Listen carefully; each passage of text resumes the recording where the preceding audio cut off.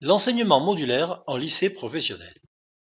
Le référentiel. Le travail du départ, en fait, c'est de réorganiser le référentiel pour construire des modules indépendants. Nous avons donc déstructuré le référentiel, regroupé les compétences et composé des modules indépendants.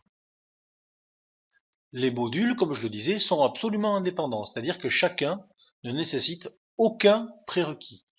Par contre, chacun d'entre eux est construit de façon à proposer une suite de thèmes à aborder et à réaliser dans l'ordre proposé. L'intérêt, c'est que ce sont les élèves qui organisent leur formation. Ils choisissent le module par lequel ils veulent commencer. Tous les élèves, donc, ne travaillent pas sur le même thème pendant l'heure. Les élèves travaillent par petits groupes. Ils savent à chaque séance ce qu'ils doivent faire, puisque c'est eux qui l'ont décidé. Et à l'issue de chaque séance, ils construisent une synthèse. Un blog est à leur disposition sur lequel ils peuvent retrouver une synthèse papier qu'ils peuvent imprimer, une synthèse orale ou podcast qu'ils peuvent télécharger sur leur téléphone ou leur MP3, des exercices interactifs s'ils veulent s'entraîner. Depuis peu, les élèves peuvent aussi retrouver sur le blog des MOOC, c'est-à-dire des mini-synthèses sous forme de capsules vidéo, disponibles en téléchargement ou en streaming, c'est-à-dire qu'ils peuvent les regarder sur place et les utiliser sur place, ou bien les télécharger et les emporter chez eux. L'évaluation est un point important de notre dispositif. Les élèves choisissent quand ils veulent être évalués. L'évaluation, elle, est par contre individuelle.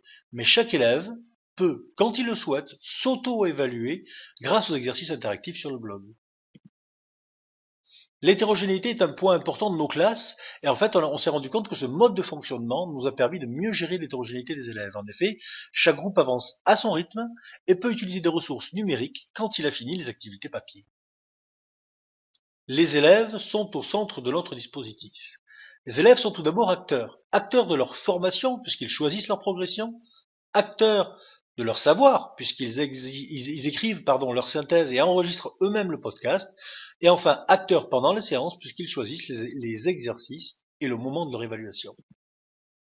Les élèves sont aussi autonomes dans le choix de leur activité et le moment de leur évaluation, autonomes dans le choix de leur support d'apprentissage, autonomes en classe et non plus passifs puisqu'ils ont choisi leur activité. En conclusion, nous dirions que notre dispositif est facilitant, puisqu'il facilite l'apprentissage des élèves, mémoire kinesthésique, auditive et visuelle, toutes les trois sont travaillées, ainsi que la création de sens, puisque ce sont eux qui choisissent les thèmes abordés. Enfin, ça facilite la gestion de classe, c'est-à-dire ça diminue l'inertie des élèves, ça favorise leur autonomie, les élèves sont donc plus actifs en classe. Voilà, je vous remercie.